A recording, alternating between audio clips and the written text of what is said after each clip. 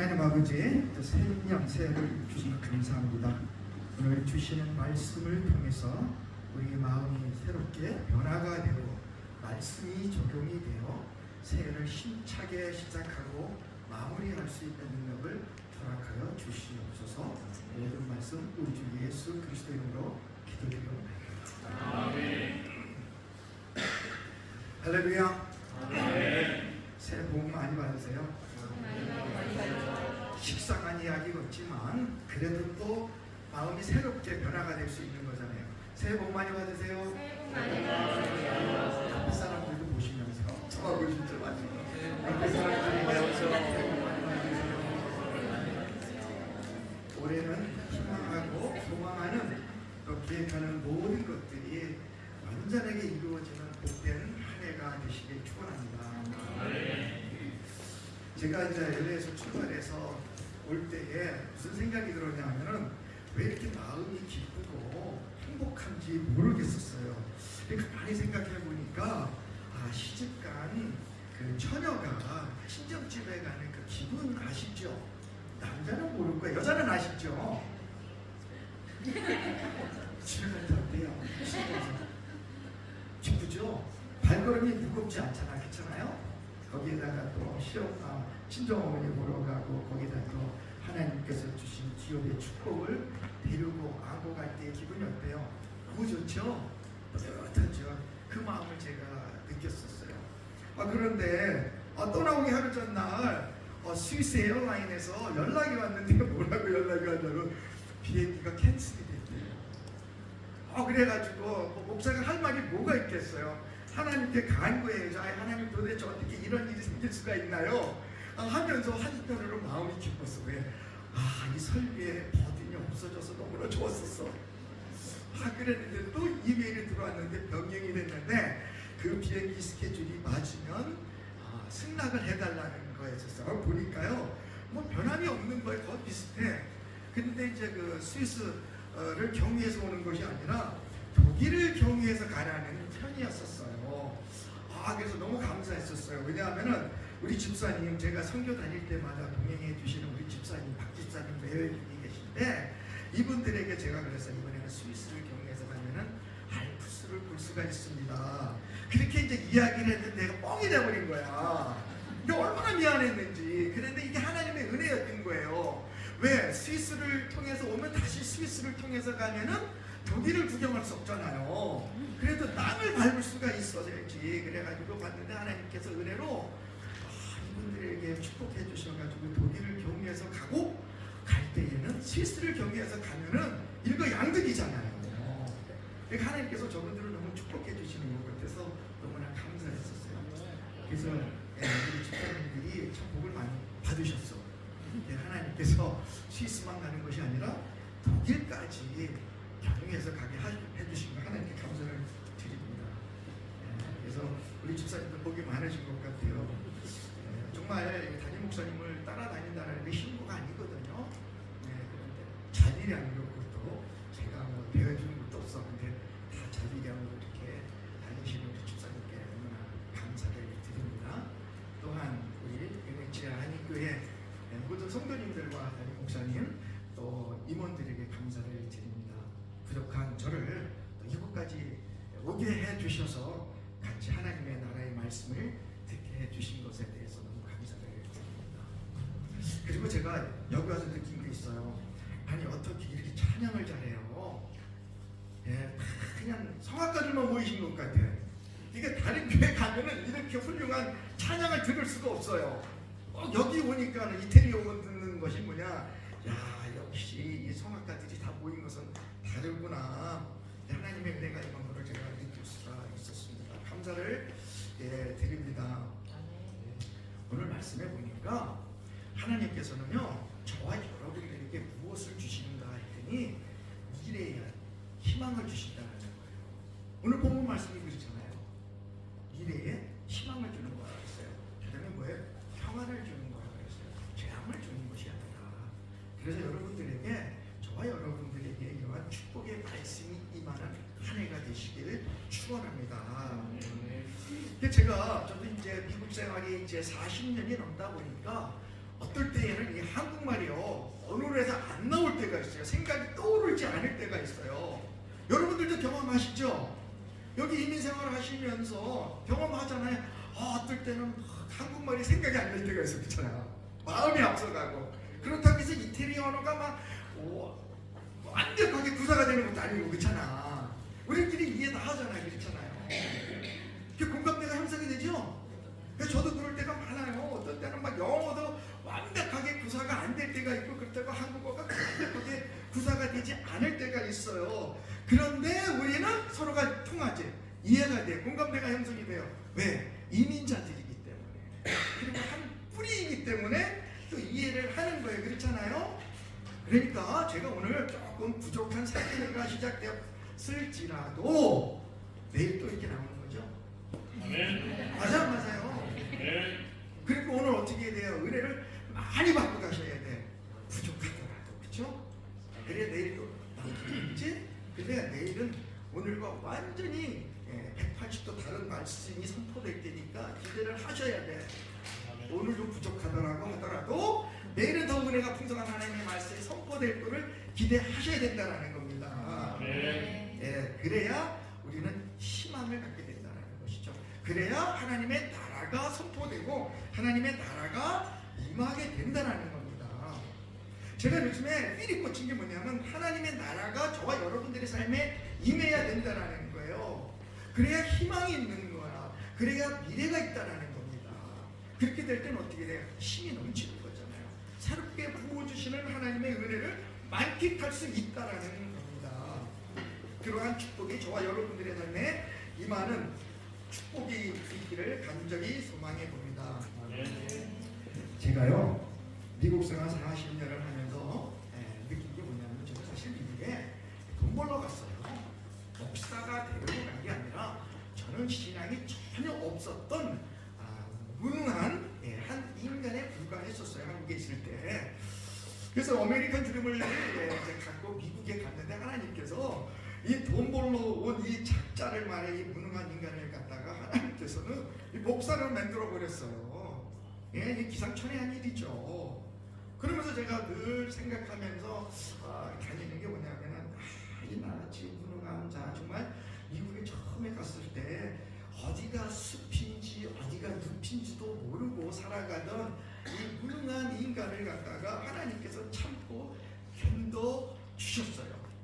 그러면서 이 목사로 만들어 주셨어요. 근데 이렇게 부족한 저를 또 여기까지 불러주신 우리 선영철 목사님과 여러분들에게 진심으로 감사를 드립니다. 어디가 숲인지 늪인지 모르고 다 방황하던 이 인간을 하나님께서 또 쓰시면서 이렇게 전 세계를 다니게 하시는 거 보면 너무나 감사해요. 그게 뭐냐면, 제가 미국에 갈 때 소원이 뭐였었냐면, 아메리칸 주님이 돈 많이 벌어서 좋은 차 타고 좋은 집에 살면서 세계 여행하는 게 소원이었었어요. 그게 나의 아메리칸 주님이었는데 하나님께서는 다른 방법으로 저에게 이 소원 성취를 해 주시더라고요. 그래서 느낀 게 뭐냐면, 나의 생각과 하나님의 생각이 다르구나. 그런데 다르면서도 하나님은 하나님의 목적한 것을 이루어 가시는 것을 제가 느꼈다는 겁니다. 그래서 여러분들이 소원하고 소망하는 모든 것들이 하나님의 방법에 합당하게 이루어져서 하나님의 목적을 이루어가는 성도들이 되시길 축원합니다. 그게 다 하나님의 나라의 완성이라는 겁니다. 그러면서 제가 살아가면서 느낀 게 뭐냐면, 내 안에 뭐가 있느냐면, 제 안에 이 본능이라는 것을 내가 있다는 걸 깨달았어요. 여러분들에게도 본능이 있죠. 나도 모르게 이 본능이 나올 때가 있어요.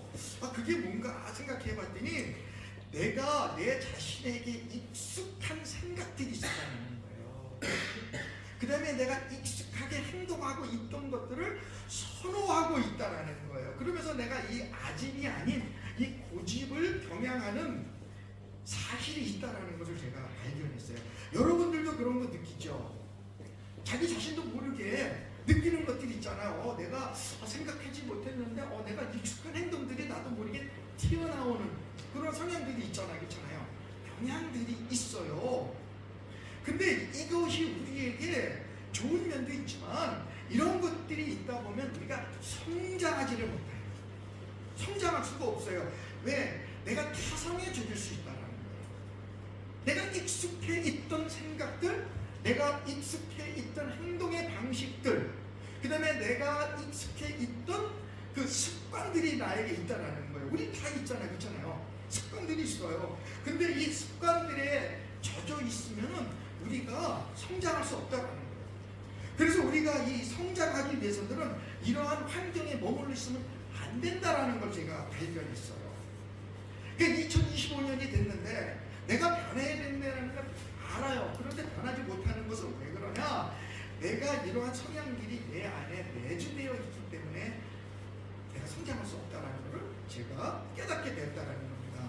그래서 나에게 익숙한 생각과 습관과 행동 방식을 버려야 돼요. 이제 2025년도에는. 그래야 내가 성장할 수 있다는 겁니다. 내가 이거를 버리지 못하면 어떻게 되냐면은 내가 희망을 잃어버리게 된다는 거예요. 희망을. 여러분 2025년 되니까 어떻게 돼? 내가 그래도 작심삼일이지만 내가 희망을 한번 갖고 싶어지잖아요. 그렇죠? 희망이라는 게 나에게 있잖아요. 오늘 말씀이 그랬잖아요. 미래에 희망을 주는 거라 그랬잖아요.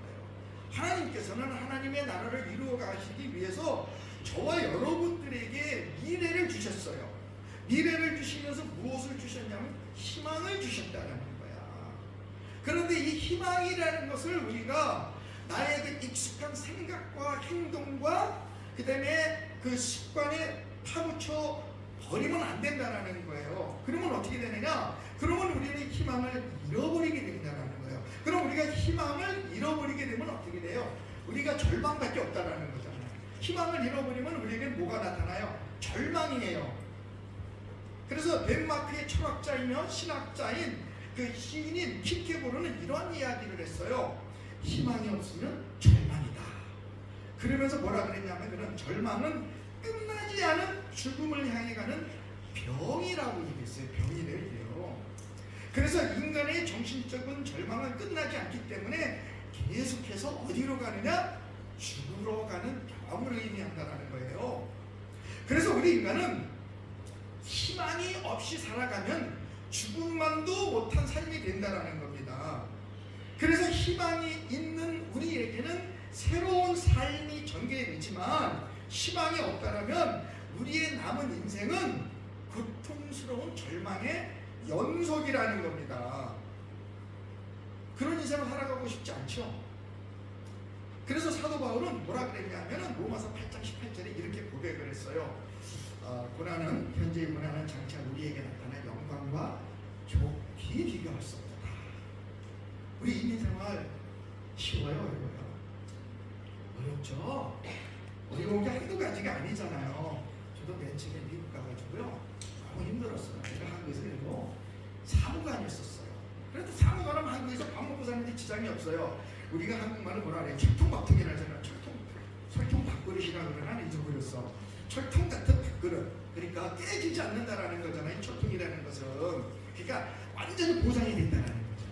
완전히 보장이 된 직장을 갖고 있었었는데 이 미국에 가니까요 이게 아니잖아요. 새롭게 시작해야 되는 거야. 이 주임소에서부터 언어가 안 되니까 3D 업종에 종사할 수밖에 없는 거예요. 우리 마찬가지잖아요. 이태리에 와가지고 언어가 안 되면 우리가 좋은 직장을 구할 수 없잖아요. 우리 공감대가 형성되는 거 아닙니까? 그러니까 어떻게 돼? 이 노가다를 해야죠. 그러니까 이제 주위에서 취직해야죠. 그러니까 친구 따라 강남 간다고. 그래도 이 로스앤젤레스 공항에 이 친구가 공항에 도착했을 때 누가 나오느냐에 따라서 이 이민자 인생이 확 달라지는 거예요. 그렇잖아요. 맞죠? 주유소에서 펌핑하는 친구가 나오니까 저도 그 다음날부터 주유소에 가서 일하는 거예요. 여러분들 마찬가지잖아요. 공항에 누가 나왔어요? 예? 가이드 하시는 분 나왔어요? 그럼 바로 그 다음날 내가 가이드가 되는 거야. 그렇잖아. 야, 그래도 먹고 사는 방법은 이 길밖에 없어. 그렇잖아.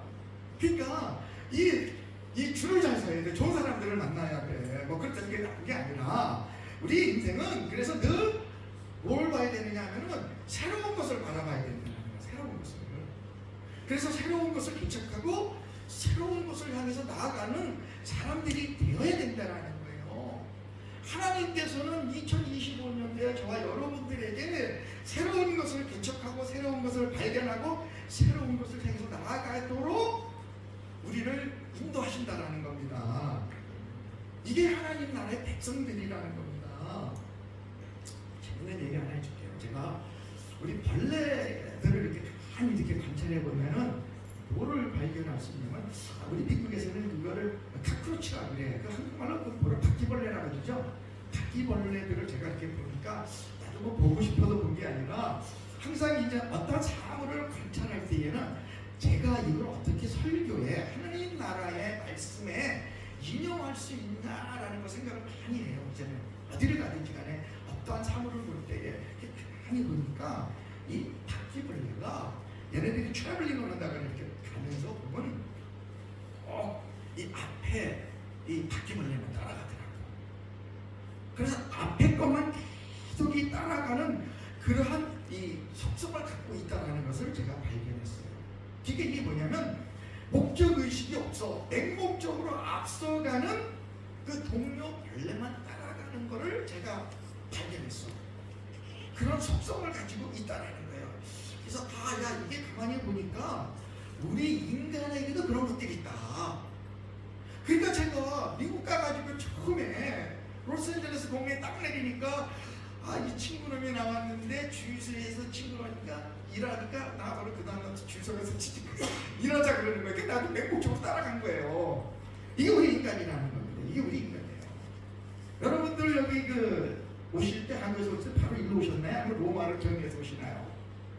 이민 오실 때 여기 오실 때 처음에 대부분 로마를 경유해서 오시죠. 그러다가 이제 이쪽으로 내려오시잖아요. 그러면서 이제 아시는 분이 이제 공항에 나온 분이 그래도 여기 로마는 그래도 관광 사업이 최고야. 이렇게 하다 보니까 공부로 왔다가 다들 한국에서 그래도 내로라 하시는 분들이 정말 공부하러 왔다가 여기 오셔가지고 가이드를 하시잖아요. 뭐 그게 나쁜 거 아니에요? 뭐 좋은 거예요. 그것도 쉬운 건 아니지만 그게 뭐냐면은 이제 앞서 가신 분들을 따라가는 성향이 우리에게 있다는 겁니다. 이게 뭐냐? 우리에게 좋은 교훈이 될 수 있다는 거예요. 그래서 우리는 인생을 살아가면서 하나님께서는 우리는 그런 벌레 같은 입장에서 조금만 눈을 좀 옆으로 돌리면은 새로운 시야가 열려진다는 거예요. 이게 하나님의 은혜가 임해있는 거라는 겁니다. 그래서 늘 우리는 2025년도에 무엇을 추구해야 되냐면 새로운 것을 바라보고 새로운 것을 개척하고 새로운 것을 향해 나아가야 된다는 겁니다. 이게 슬로건이 저와 여러분들에게 되어야 된다는 겁니다. 나에게 익숙했던 것을 이제 버릴 수 있어야 돼요. 버릴 줄을 알아야 돼. 내가 갖고 있던 익숙한 그 사고 방식들을 이제는 좀 묻어두고 이제는 새로운 것을 바라보고 새로운 것을 개척하고 새로운 것을 향해 나아가는 저와 여러분들이 되시기를 바랍니다. 제가 어제 귀한 선물을 받았어요. 이중구 집사님하고 우리 선영철 목사님께서 같이 입에 침이 마르도록 이 광고를 하셨는데 그게 뭐냐면은 사과를 이렇게 주셨는데 정말 성경에 나오는 거 다 똑같아요. 먹음직스럽고 보암직스러운 거야. 이게 성경이 나와 있는 게 정말 거짓말이 없는 거야. 딱 봤는데 먹고 싶은 마음이 말고 똑같이 드는 거예요. 그런데 이걸 먹으면요, 이 파스타를 못 먹을 것 같아. 피자를 못 먹을 것 같아. 그래서 아주 참느라고 너무 고생 많이 했어요. 힘이 마르도록 우리 선현철 목사님께서 광고를 해주셨어요. 그러니까요, 아침에 일어나자마자 그 사과 생각이 나는 거야. 그래서 새벽에 4시에 일어나자마자 사과를 먹어버렸어. 맛있는지 정말 맛있었어요. 감사합니다. 그리고 또 이중구 집사님께서요, 제가 40년간 미국 생활하면서 이렇게 파스타를 맛있게 먹어본 적이 전혀 없었어. 피자. 파스타 먹는 방법을 가르쳐 주시는데 어떻게 가르쳐 주냐면은 우리 미국에서는요, 파스타가 이렇게 좀 뻑뻑하게 나올 때가 있어요. 그러면 주방에서 요리를 잘못해서 이 소스가 제대로 이 배합이 안 돼서 그러나 보다라고 이렇게 생각하고 그냥 그래도 그거 먹었는데 어제 새로운 거를 깨달았어. 새로운 거를 발견했어. 우리 1994년부터 뭐냐? 거기다가 그 올리브 오일 그것도 엑스트랙트 그거를 갖다 뿌려서 흠뻑 뿌려서 먹으면 더 맛있다라는 거를 발견했어. 새로운 거를 발견했어. 근데 그렇게 먹으니까 맛이 있었어요, 없었어요? 우리 집사님 한번 말씀해 보세요. 그쵸. 에스타비엔. 너무나 맛있었어요. 그래서, 이게 또 새로운 거를 발견하고 가서 이번에 와가지고 감사합니다, 집사님. 너무 맛있었어. 그래서 다음부터 가면은 아마 이제 우리 그 파스타나 스파게티 하시는 아마 사장님들이 좀 질투를 많이 할 것 같아. 이제 내가 가면은 우리가 가면 이제 올리브 오일이 좀 이제 엑스트라 나와야 된다라는 거를 우리가 발견을 했어. 그래서 새로운 거를 또 발견하고 갑니다. 감사합니다, 집사님. 정말. 그래서 여기 와서 본전을 확 뽑았어요. 지금. 본전을 완전히 뽑았습니다. 사과 맛있게 먹었고, 그 다음에 오렌지도 맛있게 먹었고, 그 다음에 피자 먹는 법을 또 배웠어. 스파게티로. 너무나 감사를 드립니다. 그러니까 우리는 늘 새로운 거를 발견해야 돼. 그러니까 어떻게 해요? 마음이 새로워지는 거야. 그러니까 제가 그랬잖아요. 새로운 거를 발견하고 새로운 거를 개척하고 새로운 것을 해 나가야 된다는 겁니다. 그러니까 너무 희망이 쳤어. 이제 LA 돌아가면, 미국 돌아가면 이제 앞으로 피자는 파스타는 이렇게 먹는 거를 깨어나기 때문에 이걸 활용하는 거죠. 그러니까 우리는 사과를 보니까, 제가 오렌지를 보니까 무슨 생각이 드냐면, 오렌지 나무에 그 꽃을 보리니까 맛있는 열매를 맺더라는 거야. 기가 막히고 좀 맛있었어요. 그래서 이 사과도 이 사과라는 꽃을 보리니까 맛이 있는 나폴리 사과였었어요, 목사님? 아이가 뭐 whatever. 그러니까 이 사과라는 열매를 맺을 수 있듯이 강물은 강을 걸어야 바다에 돌아갈 수 있다는 거예요. 그게 뭐냐면 우리에게 익숙한 것들과 결별을 해야 된다는 겁니다. 그래야 드넓은 세계로 우리가 나아갈 수 있다는 겁니다. 여러분들이, 저와 여러분들이 한국을 떠나올 때 한국과 결별을 해야 돼요. 그래야 드넓은 서양의 나라에서 살아갈 수 있듯이 우리에게 익숙해 있는 것들을 결별할 줄 우리가 알아야 된다는 겁니다. 그래서 하나님의 나라라는 것은 스스로 우리가 꽃과 강이라는 현실에 안주하지 말고 더 넓은 세계로 나아가는 것입니다. 그래서 2025년도에는 저와 여러분들이 이 우리에게 익숙한 습관과 생각과 행동 방식 이것들만 고집하는 것이 아니라 하나님이 주시는 은혜를 따라서 안주하거나 타성에 젖지 않는 날마다 새로운 피조물로서의 활력과 원동력, 그 다음에 하나님의 복음의 능력이 나타나는 저와 여러분들이 되시기를 간절히 소망합니다. 그래서 우리는 이러한 마음을 갖고 나가야 돼요. 그래서 오늘 본문의 본문을 가지고 우리가 어떻게 새해에 확고하게 마음판에 새기고 나아가야 되는지를 우리가 한번 하나님의 나라를 우리 공부해 보도록 하겠습니다. 첫 번째는 뭐냐면 우리가 하나님의 나라를 완성해 가기 위해서는 우리가 내가 2025년도에는 새롭게 좀 변화가 되어야 돼요. 내가 변화가 되지 않으면은 익숙한 것을 결별할 수가 없다라는 겁니다. 그래서 하나님께서는 우리에게 새롭게 변화되기 위해서는 무엇을 해야 되냐면 우리가 변화를 해야 된다는 겁니다. 우리가 이거 마음판에 새겨야 돼요. 오늘 본문 말씀에 보면 이스라엘 민족들이 하나님의 징계로 인해서 이웃 나라의 포로로 잡혀가는 것을 우리가 알고 있습니다. 이러한 그 처참한 상황에 놓여 있던 이스라엘 백성들이었는데 하나님께서는 그들을 버리지 않으셨어요. 그러면서 그들에게 무엇을 주냐면 희망을 주시더라고요. 희망을. 예레미야 29장 10절 말씀을 보니까 여호와께서 이와 같이 말씀하시니라 바벨론에 가면 너희들이 70년이 되면 내가 너희들을 다시 너희 고국으로 데려오겠다라는 그 희망의 메시지, 선한 말을 지금 하나님께서 하고 계신다는 거예요. 이게 뭐냐? 하나님께서는 그들에게 변화를 갈망하라는 희망의 메시지를 주고 계신다는 거예요. 그 거기에 하나님의 말씀이 그대로 담겨져 있는 것을 우리가 알 수 있습니다. 그런데 이 바벨론에 끌려갔던 이스라엘 이 백성들 중에는 이들이 혼란을 겪고 있었어요. 그 두 가지 혼란을 겪고 있었는데, 한 부류는 뭐냐면은 그 거짓 선지자가 있어. 하나냐라는 이 거짓된 선지자가 그들을 완전히 꿰었어요. 꿰어가지고, 야, 걱정하지 마. 너희들 2년이 차면 너희들 고향으로 돌아갈 거야. 이렇게 하면서 그 해방의 기쁨을 누리게 하면서 살아갔다는 거예요, 그들에게. 그러니까 이들에게 이 가짜를 알려준 거예요. 근데 사람들은 거기에 또 넘어가는 사람들이 있어요. 그러니까 우리는 살아가면서 이 진짜와 가짜를 우리가 분별할 줄 알아야 돼. 예.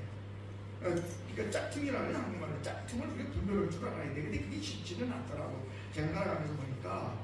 그래서 우리는 항상 이 분별력 있게 살아가야 된다는 것이죠. 그래서 이들에게 지금 뭐냐 하면은, 야, 이제 너희들은 해방의 기쁨을 누리면서 살아가야 된다. 그러면서 이 근거도 없는 낙관론을 그들에게 이야기하는 거예요. 또한 그런 사람이 있는 반면에 또 그렇지 않은 사람들이 있어. 완전히 절망에 사로잡혀 살아가고 있던 사람들이 있는 거야. 아, 이제 우리는 끝장이야. 이제는 여기서 우리는 죽는 것뿐이 없어. 정말 희망이라는 건 없어. 완전히 절망밖에 없어. 우리는 여기서 죽어가고 말 거야 라고 살아가는 그 비방론자들이 있었다는 겁니다. 그런데 하나님께서는 예레미야를 통해 가지고 그러한 이야기를 하시지 않았어요. 그 근거 없이 비방도 하지 않고 근거 없이 낙관도 하지 않는 정말 하나님의 말씀을 통해서 정확하게 이야기를 하고 계시다라는 것을 우리는 알 수가 있다라는 거예요. 그건 뭐냐면은 정확한 하나님의 말씀을 통해서 그들에게 새로운 변화에 대한 메시지를, 희망의 메시지를 그들에게 주고 계신다라는 것을 알고 있습니다. 그래서 하나님께서는요, 절대 말씀에 근거해가지고 정확한 메시지를 통해서 저와 여러분들에게 변화의 메시지를 주고 계신다라는 겁니다. 이스라엘의 민족들에게 주신 것처럼. 이스라엘 민족들이 바벨론 포로에 잡혀갔지만 그들은 완전히 실망에 있었던 거잖아요. 좌절, 절망. 이 사로잡혀 있었는데 그들에게는 하나님께서 분명히 희망의 메시지를 주고 계신다는 겁니다. 자, 저와 여러분들이 이민 생활을 하면서 우리 너무 실망할 때 많았죠. 정말 먹구름 같은 인생이 많이 이렇게 있잖아요. 근심, 걱정 이런 것들이 항상 있잖아요. 특별히 이민자들에게 있어서 어려운 건 뭐예요? 경제적인 상황이잖아요. 경제적인 거. 이게 경제가 튀지 않으니까 말씀도 안 들어와. 솔직하게 얘기해서 맞아 안 맞아요? 여러분들 지금 집세 내야 되고 자동차 페이먼 해야 되고 자식 학비를 내야 되고 여러 가지 나가야 할 돈들이 많이 있는데 그것들이 해결이 안 되면 어때요? 여러분들 정말 힘들잖아요. 그렇잖아요. 말씀도 잘 안 들어오잖아요. 그렇잖아요. 그러기 위해서는 경제가 펴야 돼요. 경제가 피면요 말씀도 잘 들어와요. 잘 외워지고 은혜도 더 풍성하게 부어지는 것 같잖아요. 사실이에요. 사실대로 여러분들이 말씀하세요. 맞죠? 맞잖아요. 그렇잖아요. 그래서 그런 근심 걱정에 살아가고 있던 그 이스라엘 민족들에게 하나님의 말씀이 임한 것처럼 저와 여러분들의 삶에도 그런 것들이 있어야 된다는 겁니다. 여러분 우리 출애굽 한번 생각해 봅시다.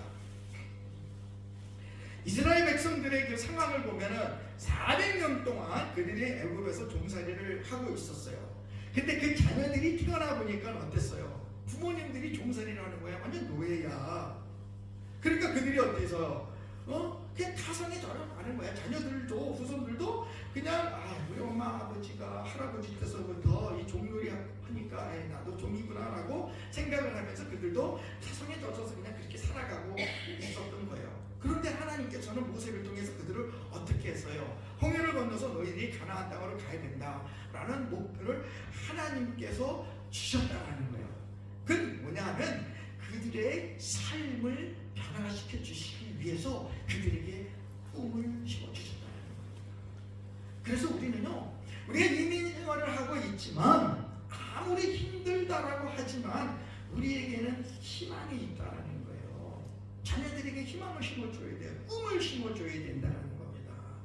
우리는 비록 이민 1세는 힘들어요. 그럴 수밖에 없어요. 왜? 언어의 장벽과 문화의 장벽이 우리에게는 그게 너무나 크나큰 고통이에요. 맞잖아요. 그런데 이거를 우리 자녀들에게는 배불림 해줄 수는 없잖아요. 그러니까 우리는 어떻게 자녀들에 대해서 공부를 시키려고 노력 많이 하잖아요. 그래서 자녀들에게 우리는 기대를 걸고 희망을 갖고 살아야 하잖아요. 그러니까 우리 자녀들이 태어났을 때 그 이스라엘 민족들이 자녀들이 태어나서 타상에 젖어가게끔 내버려 두는 것이 아니라 우리는 자녀들에게 변화를 추구해 줘야 된다는 거예요. 너희들은 비록 엄마 아버지는 이미 1세로서 언어가 안 되고 언어의 장벽과 문화의 장벽 때문에 힘들게 살아가지만 너희들은 엄마 아버지가 갖고 있는 것을 가지고 롤 모델을 삼아서 너희들은 변화를 해야 된대요 라는 겁니다. 너희들은 변화가 되어야 돼. 그러니까 너희들에게 희망이 있다. 너희들은 이태리어 잘할 수 있어. 잘할 수 있어. 너희들은 이태리에서 주류 시장에 들어가가지고 메인스트림에 들어가서 너희들은 살아갈 수 있다라는 희망을 심어줘야 된다는 겁니다. 그게 우리 이민 1세들이 해야 된다는 겁니다. 미국에서도 마찬가지예요. 미국에서도 이제 이민 2세들이 이제는 성장해서 주류 시장에 많이 들어가 있습니다. 지금 뭐 우리 연방 하원에 보더라도 지금 여러분들이 뭐 차 영팀이 이제 제 지역구예요. 그러니까 영팀을 뽑아줘야 우리 한국 사람이니까 또 공화당이 나오니까 뭐 제가 그걸 얘기하는 건 아니고 한인의 뿌리가 있기 때문에 그 사람을 뽑아주는 거예요. 그러니까 우리 자녀들도 진짜 코리안 아메리칸 하니까 뽑아주는 거예요. 왜? 같은 민족이기 때문에. 그러니까 이제 자녀들에게 롤모델이 될 수 있는 거잖아요. 너희들도 메인스트림에 들어갈 수 있다라는 희망의 메시지를 심어줘야 된다는 겁니다. 그러니까 그들이 어떻게 돼요? 미국을 변화시킬 수 있는 거예요. 한국인을 대변해서 이야기를 할 수 있는 거잖아요. 그러니까 우리의 위상이 높아지는 거잖아요. 지금 뉴저지에 그 민주당 출신 상원 의원이 생겼잖아요. 앤디 킴이죠? 그분이 상원 의원 되면 막강한 파워가 있어요. 대한민국의 대통령도 내게도 이야기할 수 있어요. 상당한 파워가 있는 사람입니다. 상원 의원이 되면은. 그러니까 우리는 그들이 이민 2세지만 그 부모들은 이민 1세에서 어려운 삶을 살아갔지만 2세들에게 무엇을 줬어요? 희망의 메시지를 심어준 거예요. 너희들은 메인스트림에 들어가라. 부모들은 비록 이민 1세로서 어렵게 살아왔지만 너희들은 희망의 메시지를 안고 변화를 받아서 살아갈 수 있다라는 그러한 그 명령 아니면 비전 아니면 꿈을 심어주니까 그들이 그렇게 되는 거예요. 그러니까 저 여러분들도 이제 어린아이들에게 꿈을 심어줘야 돼요. 그래서 이태리에서 너희도 메인스트림에 들어가게끔 우리 부모들이 애들을 잘 교육시켜야 된다는 겁니다. 그래야 이들이 여기서 뿌리를 내리고 이태리를 변화시킬 수 있잖아요. 발언권이 있잖아요. 그런 것들을 우리가 갈망해야 된다는 겁니다. 이게 뭐냐면 하나님의 나라가 완성되어져 간다는 겁니다. 하나님의 나라가 이 이태리에 임해 있지만 저와 여러분들의 자녀들이 희망의 메시지를 가지고 변화를 받아서 하나님의 나라를 만들어가야 된다는 겁니다. 이걸 하나님께서는 원하고 계시는 겁니다. 그래서 우리가 그러한 일들을 해야 돼요. 부모들이. 그래서 우리의 가문이 회복이 돼야 돼. 우리의 가문이 명문가가 되어야 된다는 겁니다. 우리의 가문이 명문가가 되기 위해서는 우리가 어떻게 해야 돼? 우리가 변화가 되어야 돼. 부모들이 변화가 돼야 돼. 어떻게? 말씀으로 변화를 받아야 된다는 겁니다. 그래서 자녀들이 말씀에 덧입어서 말씀에 의지하여 이태리에서 하나님의 나라가 완성되어 가도록 인도를 해줘야 된다는 겁니다. 어떻게 그러한 일이 일어날 수 있냐면요, 주의 선한 능력이 있어야 된다는 겁니다. 주의 선한 능력이 여러분들에게 있어야 된다는 겁니다. 주 선한 능력으로 안으시네, 그 크신 팔로 날 붙드시네, 절망 속에도 흔들리지 않고 사랑하는 주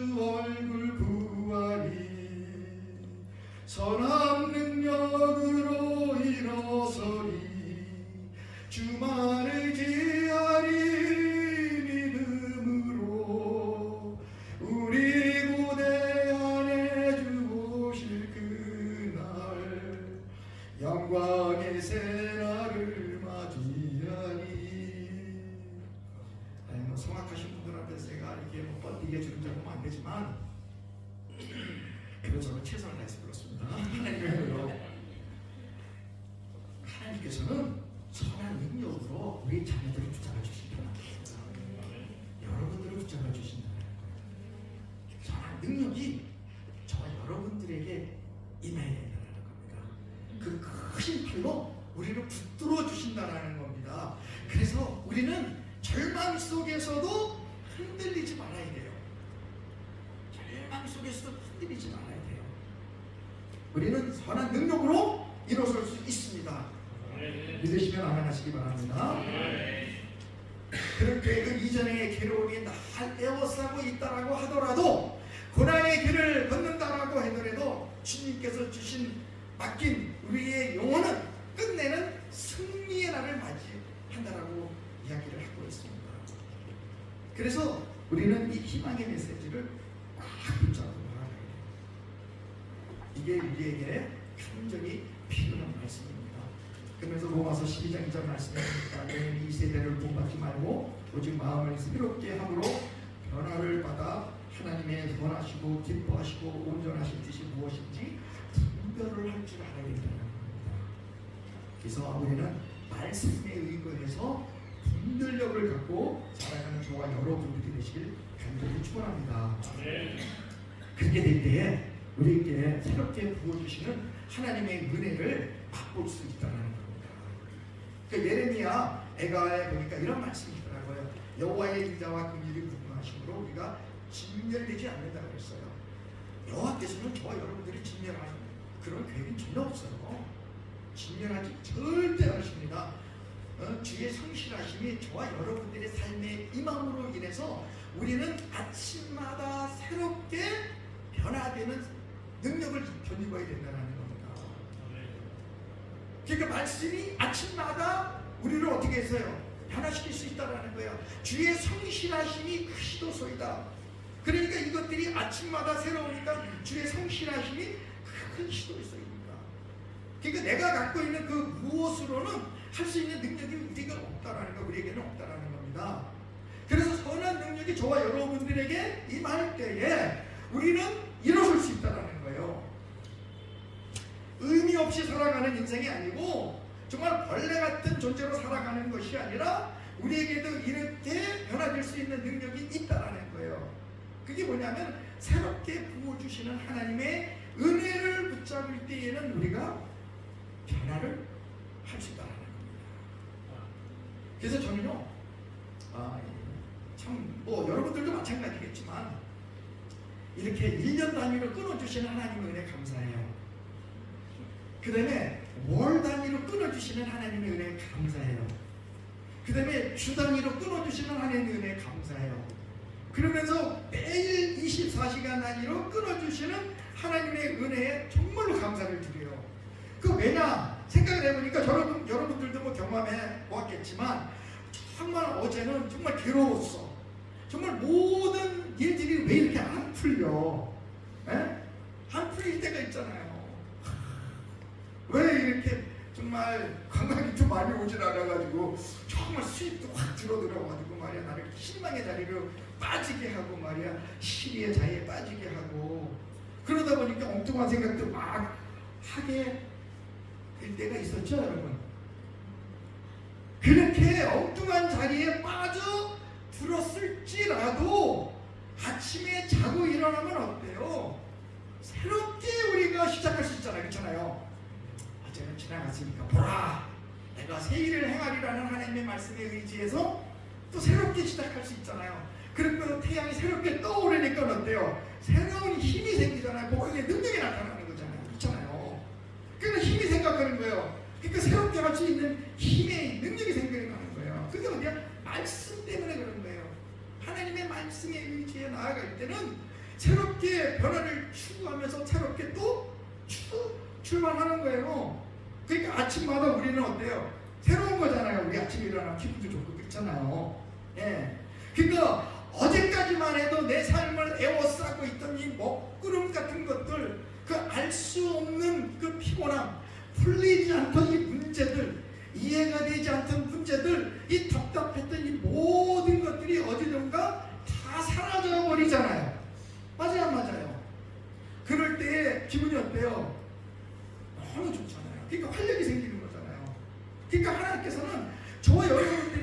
아침마다 새롭게 은혜로 부어주신다는 거예요. 그래서 그게 뭐냐, 하나님의 말씀에 의해 볼 때 주의 성실하심이 크시기 때문에 우리의 인생은 날마다 변화를 향해서 나아갈 수 있다라는 겁니다. 그래서 새롭게 부어주신 2025년 선물로 주신 이 희망의 새해, 새로이 주신 이 축복의 선물이 저와 여러분들을 새롭게 변화시키는 도구가 되기를 간절히 축원해 봅니다. 그래서 우리는 이 말씀에 우리는 근거해서 의거해서 살아가야 된다는 겁니다. 10절에 보니까 여호와께서 이와 같이 말씀하시느니라 이렇게 말씀이 시작되고요. 그 다음에 11절에도 봐요. 여호와의 말씀이니라. 14절에도 보니까 또 나와요. 여호와의 말씀이니라. 그러면서 뭐라 그랬어? 나는 너희들을 만날 거야. 그러면서 너희들에게 희망의 메시지를 주는 게 뭐냐면, 너희들이 지금 현재로는 포로의 생활에서 살아가고 있지만 내가 너희들을 반드시 너희들 고향으로 되돌려 보내주겠다라는 희망의 메시지가 14절에 나오잖아요. 그러면서 이게 뭐라 그랬어요? 마지막에 이게 여호와의 말씀이라고 했어요. 여호와의 말씀이라. 제가 보니까요, 우리 인생은요, 똑똑한 인생도 없고 덜 똑똑한 인생도 없어요. 잘난 사람도 없고 없는 사람도 없어요. 크리스천이 되고 보니까, 제가 크리스천이 되기 전에는 저 친구 정말 똑똑해요. 괜찮은 애네. 저 괜찮은 사람이 똑똑해. 막 잘 나가는 사람들 보면 그런 생각이 들었는데, 제가 말씀으로 변화가 돼서 목사가 되고 보니까 이게 아니더라고. 그거는 시점이 달라졌는데, 그게 뭐냐면 이 두 가지로 분류할 수 있어요. 그게 뭐냐? 말씀이 임한 인생과 말씀이 안 임한 인생으로 분류를 할 수 있는 걸 제가 깨달았어요. 그러고 나니까 은혜가 되는 거야. 맞다. 그래서 베네치아 한인교회 모든 성도는 한 분 한 분에게는 이 말씀이 임하는, 축복이 임하는 한 해가 되었으면 좋겠습니다. 말씀이 임한 인생과 말씀이 안 임한 인생은요, 하늘과 땅 차이예요. 말씀이 임한 인생이 되어서 하나님의 복을 받고 살아가는 사람들이 되시기를 바랍니다. 그런데 또 중요한 게 하나 있어요. 이 말씀이 임했는데도 이 말씀이 임했는지를 모르는 사람들이 있어요. 우리가 이걸 깨달아야 돼요. 말씀이 임한 인생인데 그걸 바로 뻥쳐버리는 사람들이 있어요. 많이 봤어요. 근데 그러한 미련한 사람들이면 안 된다는 겁니다. 선지자 예레미야도 마찬가지예요. 원래 선지자 예레미야가 원래부터 똑똑한 사람 아니에요. 대단한 지도자가 아니었었어요. 그의 출발은 엄청나게 미련했고 초라했었어요. 그랬는데 그거 어떻게 변했냐? 하나님의 말씀이 임했기 때문에 성경이 기록이 된 거야. 위대한 지도자로 변신이 됐기 때문에. 그게 어떻게 가능했냐 보니까 그건 바로 말씀이 임했기 때문이에요. 암몬의 아들 유다 왕 요시아가 다스리지 3년 만에 여호와의 말씀이 누구에게 임하였고 예레미야에게 임하였고, 4절에 보니까 여호와의 말씀이 내게 임하니라 이르시되, 그러면서 뭐라 그랬냐면, 내가 너를 모태에 짓기 전에 너를 알았고 네가 배에서 나오기 전에 너를 성별하였고 너를 여러 나라의 선지자로 세웠다라고 성경은 이야기하고 있습니다. 그러니까 예레미야가 된 것은 뭐냐 하면은 하나님의 복된 말씀이 임했기 때문에 그런 거예요. 그러니까 저와 여러분들도 인생을 살아가면서 하나님의 복된 말씀이 임한 자들로 살아가야 된다는 겁니다. 이런 축복의 말씀이 임해야 된다는 겁니다. 그런데 이 말씀을 바로 뻥차지 마세요. 뻥차면 안 돼요. 그걸 확 받아야 돼. 축구 할 때 골키퍼가 딱 볼 날라올 때 확 잡듯이 확 잡아야 돼. 품에 확 잡아야 돼. 놓치면 안 돼요. 놓치면 골을 먹잖아요. 그러면 안 되잖아요. 그러면 지탄의 대상이 되잖아. 그렇잖아. 남미에서는 그렇게 자살골을 먹으면은 몰매 맞는다라고 그러더라고요. 브라질 같은 데서는요, 총 쏴주는데요. 나라의 위상을 지키시겠다고, 축구의 나라에서. 그러니까 우리는 그런 사람이 되면 안 돼요. 임한 말씀의 축복을 누리며 살아가야 된다는 겁니다. 근데 이거를 뻥차버리는 사람들이 있었어요. 예레미야도 그랬었어요. 그 반응을 한번 볼까요? 어땠냐면 스푸도스이다 여호와여. 그러면 나는 아이라, 나는 말을 할 줄 모른다라고 성경은 이야기했었어요. 그랬는데도 하나님께서는 그에게 그거를 견디면서 하나님의 말씀이 임했는데도 슬프다라는 거를, 하나님의 말씀이 그에게 임한 것을 깨닫게 해줌으로써 그 약점을 치유해 주셨다는 거예요. 그러면서 하나님께서는 뭐라 그랬어요? 9절 말씀에 여호와께서 그의 손을 내밀어서 그의 입에 대시며 여호와께서 내게 이르시되 보라 내가 내 말을 네 입에 두었노라. 하나님의 말씀이 저와 여러분들의 입에 두시길 원합니다. 그래서 하나님의 말씀으로 변화된 자가 되어서 희망의 메시지만 전하는 저와 여러분들이 되시길 바랍니다. 그래서 하나님의 말씀이 저와 여러분들이 임해야 돼요. 이런 축복을 누리며 살아가는 복된 인생들이 되시길 바랍니다. 그럴 때에 우리는 거짓 선지자의 영향력 아래 놓이지 않는다라는 겁니다. 거짓 선지자들을 우리가 분별할 수 있는 능력이 생긴다라는 겁니다. 그러니까 우리가 인생을 살아가면서 혼미한 인생을 살아가는 자들을 우리가 분별할 줄 알아야 된다라는 겁니다. 그러한 자들을 우리가 분별할 수 있는 능력이 있게 된다라는 것을 믿으시기 바랍니다. 그래서 우리는 예레미야처럼 하나님의 말씀을 받아서 살아가는 인생이 되어서 정말 삶 속에서 분별력 있는 자들이 되어야 된다는 겁니다. 그러면서 우리는 살아가면서 만남의 축복을 누려야 돼요. 그러니까 여러분들 만남의 축복을 누렸잖아요. 우리 선영철 목사님 오시니까 좋아요, 나빠요? 좋습니다. 좋죠? 크게 얘기하시는 또 선영철 목사님 기분이 좋죠? 크게 목사님 오시면 너무 좋잖아요, 그렇잖아요. 교회가 많이 부흥됐잖아요. 이게 만남의 축복이에요. 여러분들의 삶의 축복은 담임 목사님을 통해서 내려와요. 옛날에 이스라엘 민족들 봐요. 다 제사장을 통해서 내려오듯이 담임 목사님을 통해서 복이 전달이 되는 겁니다.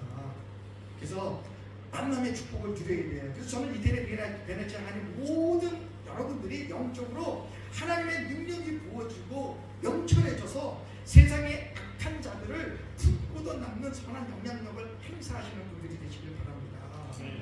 그렇게 되기 위해서는 우리가 어떻게 되냐면 여러분들 기도를 해야 돼요.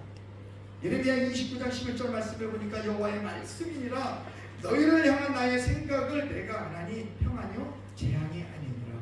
너희에게 무엇을 주는 거예요? 미래와 희망을 주시는 것입니다. 그랬어요. 오늘 본문 말씀이에요. 너무 좋잖아요. 그래서 함께 따라서 해보실래요? 저를 여호와의 말씀이니라. 너희를 향한 나의 생각을 내가 아나니 평안이요 재앙이 아니니라. 우리에게 미래와 희망을 주는 것이니라. 이런 축복을 받는 여러분들이 되시길 바랍니다. 그래서 우리는 하나님의 이 본심을 파악해야 돼요. 하나님의 본심을 파악해야 돼요. 그래서 우리는 거기에서만 끝나는 게 아니라 12장까지 읽어야 돼요. 너희가 내게 부르짖으며 내게 와서 기도하면 내가 너희들의 무엇을 들은다? 기도를 들은다고 하셨어요. 하나님께서는 우리의 기도를 들은다고 그랬어요. 예레미야 29장 11절 말씀에. 그래서 기도는요 하나님의 본심을 파악하는 능력의 도구라는 겁니다. 이거를 우리가 깨달아야 돼요. 하나님의 본심을 파악할 수 있는 능력은 우리가 기도로서 나아갈 수밖에 없어요. 우리가 기도하는 자들이 되어야 된다는 겁니다. 그래서 이 기도를 통해서 하나님께서 부어주시는 이 축복을 우리가 정확하게 파악을 해야 된다는 겁니다. 그래서 우리가 기도를 통해서, 우리가 또한 말씀을 통해서, 또한 우리가 희망의 메시지를 통해서 변화가 되어서 하나님께서 부어주시는 축복을 마음껏 받으며 누리며 살아가는 저와 여러분들이 되는 2025년 한 해가 되시길 우리 주 예수 그리스도 이름으로 축원합니다. 아멘. 기도하겠습니다. 하나님 아버지, 부어주신 은혜의 말씀 감사합니다. 주신 말씀이 우리의 삶 속에서 나타나게 하여 주시옵소서. 말씀이 임하게 하여 주시어서 희망의 메시지가 우리에게 부어지도록 축복하여 주시어서 우리가 또한 기도로 하나님의 그 마음을 헤아릴 수 있고 또 하나님께 우리의 모든 것들을 간구하며 상달할 수 있는 능력을 우리에게 부어 주시옵소서. 그리하여 2025년도에는 더욱더 복된 희망의 한 해가 될 수 있도록 주님께서 축복하여 주시옵소서. 모든 말씀 우리 주 예수 그리스도 이름으로 기도드립니다. 아멘.